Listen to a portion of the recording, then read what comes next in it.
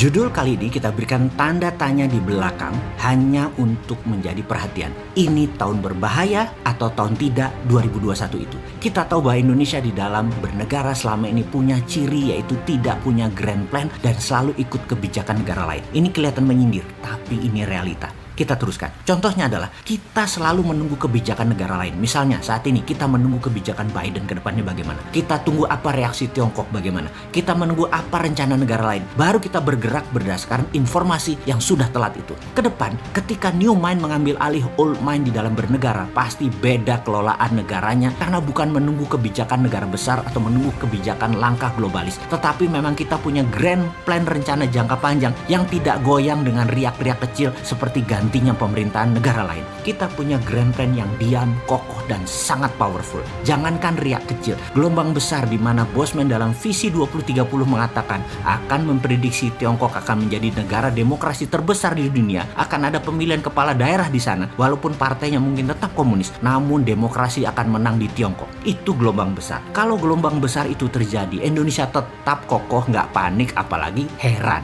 Bahkan ketika di tahun 2030 nanti dikatakan Amerika itu compang-camping bernegaranya, kita tetap kokoh dan menjadi negara pemenang. Indonesia tetap menang dengan kekuatan spice-nya dan mineralnya, ditambah kemampuan abdi negaranya yang mumpuni dengan new mind. New mind ini harus memiliki kekuatan membaca tentang masa depan, tentang tren, tentang market, tentang bergesernya hegemoni kepentingan, tentang alkemi baru, dan bagaimana mengantisipasi plus menciptakan counter alkeminya. Apa pemikiran new mind di tahun 2021 ini? Kita review sebentar apa yang terjadi, melanjutkan peristiwa di tahun 2020 yaitu kondisi ekonomi yang 2 kuartal minus dan masih akan berlanjut minusnya karena imbas COVID. Masalah kesehatan dan politik luar negeri global akan sedang tidak begitu bersahabat. Plus gerakan ketidakstabilan juga ada seperti gerakan Tiongkok versus Partai Amerika pasca Trump di mana zaman Biden merupakan mendung yang terus menggayuti dunia. Efek BUMN-isasi di Indonesia mengubah peta arus uang di masyarakat dan akan mengalami puncak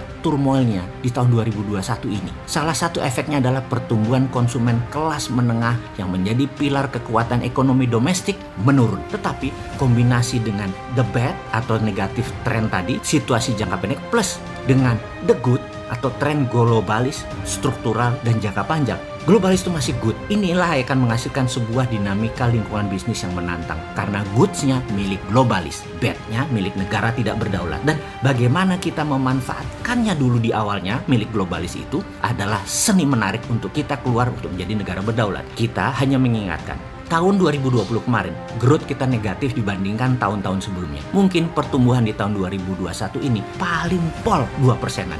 Tapi jujur deh, banyak yang nggak peduli dengan angka-angka tren pertumbuhan nasional. Kenapa? Karena bagi kita, selama di kantong kita ada uang untuk makan, kita aman. Tapi kalau di kantong menipis karena bernegaranya cemen, ya rakyat akan teriak juga. Secara pribadi, mohon izin, saya bertanya, kantong sahabat saat ini, cek kantong sahabat. Jujur ya, menebal atau menipis? Kalau menipis, apa yang harus dilakukan? Kalau menebal, bagaimana menambah tebal lagi? Sebelum mengurai mikro, kita balik melihat dunia sebentar. Pemerintah Amerika di zaman Biden bukan lagi negara bisnis swasta, tetapi negara berbisnis. Model VOC, swastanya di backup militer. Amerika di zaman Demokrat, swastanya agresif keluar negara Amerika dan tentaranya adalah kekuatan negara menekan negara lain. Kalau new mind tidak akan tinggal diam menunggu mereka bereaksi begitu. Lebih baik agresif melakukan hal yang sama. Swasta nasional di backup oleh negara. Sama seperti Tiongkok lakukan saat ini. Negara penekan, BUMN Tiongkok memanen. Sekali lagi, negara menekan, BUMN Tiongkok memanen. Tiongkok yang masuk duluan negaranya ke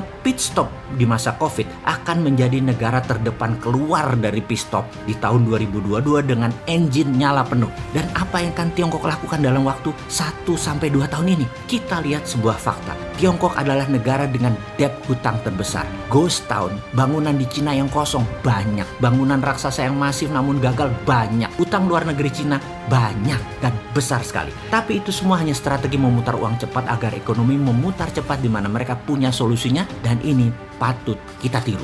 Dengan strategi obor, Tiongkok ekspansi. Obor memberikan hutangan kepada negara yang dalam tanda petik haus namun pendek akal. Proyek cepat kaya padahal ini adalah jebakan obor. Pinjaman uang Cina tadi dijaminkan proyeknya. Kalau perlu Tiongkok minta jaminan pemerintah atau sovereign garanti sebuah negara. Dalam pembukuan di negara Cina yang namanya debt swap, hutang Tiongkok yang besar tadi, asetnya ditukar dengan utang dari negara pengambil uang obor. Catatan, Cina ekspansinya pakai BUMN, di Cina dicatat dalam pembukuannya bisa disuap ke APBN Cina setelah aset negara lain plus jaminan negara setempat melengkapi kekuatan Tiongkok. Tiongkok beri bunga tentunya kepada negara peminjam, katakanlah 8-9%. Padahal Tiongkok dapat bunganya hanya 3-5%.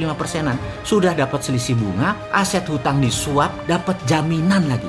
Sempurna sekali cara mereka bernegara. Dan Indonesia terpesona, Bo. Diambil loh bullshit itu sama satu pejabat. Kita kena bunga tinggi, kena trap jebakan aset yang nanggung rakyat semesta hingga anak cucu. Dan pastinya 2022-2033 akan kerasa banget karena cash flow kita menipis. Indonesia di masa ekonomi bust karena kebijakan tidak pro pengusaha sekarang menghadapi risiko besar di tahun 2021 ini. Kebijakan peningkatan pajak dan pemangkasan anggaran belanja Indonesia secara otomatis akan menimbulkan jurang fiskal atau fiscal cliff.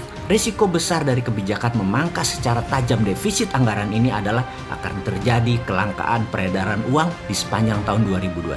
Apa yang Indonesia harus lakukan saat ini dengan informasi itu semua? Tiru Amerika dan tiru Tiongkok. Dukung swasta ekspansi ke luar negeri, utamakan ekspor produk manufaktur, beri subsidi kepada bahan baku impor sampai 0%, beri bantuan modal dengan tanpa biaya uang atau bunga 0% pinjaman atas produk manufaktur yang hasilnya diekspor. Negara jangan untung dari bunga bank, negara untung dari pajak. Negosiasi menggunakan kekuatan negara dengan swasta negara lain. Kemudian di dalam negeri, kekuatan digital anak bangsa diutamakan dengan no rule dan full proteksi. Di tahun 2021 ini jadi tahun terang kalau dua hal ini dilakukan.